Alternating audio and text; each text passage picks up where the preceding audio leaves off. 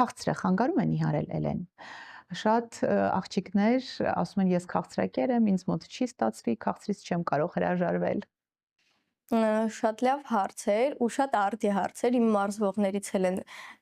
շատ տալիս այս հարցը, փորձեմ պատասխանել հակիրճ։ Քաղցրը պետք է հասկանանք, որքան պետք է տեղավորենք մեր օրվա սննդակարգի մեջ, այսինքն մի փոքր քաղցրը մեզ չի խանգարի։ Ուղղակի պետք է տարբերակել։ Եթե ուտում ենք մեծ քանակությամբ քաղցր, արյան շաքարի մակարդակն է արդեն բարձրացնում, հետո միանգամից իջեցնում եւ մենք ունենում ենք էլի քաղցի զգացում։ Դրա համար պետք է փոքր քանակությամբ ընդունել,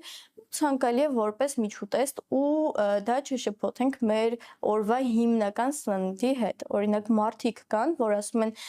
ես ճաշ չեմ անի, դրա փոխարեն կուտեմ մի փոքր թխվածք։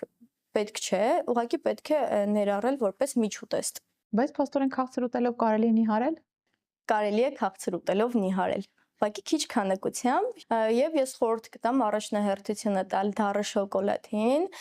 բարձր տոկոսով, որի մեջ շաքարի մակարդակը քիչ կլինի եւ ավելի սննդարար կլինի, օրինակ կատնային շոկոլադի հետ համեմատած,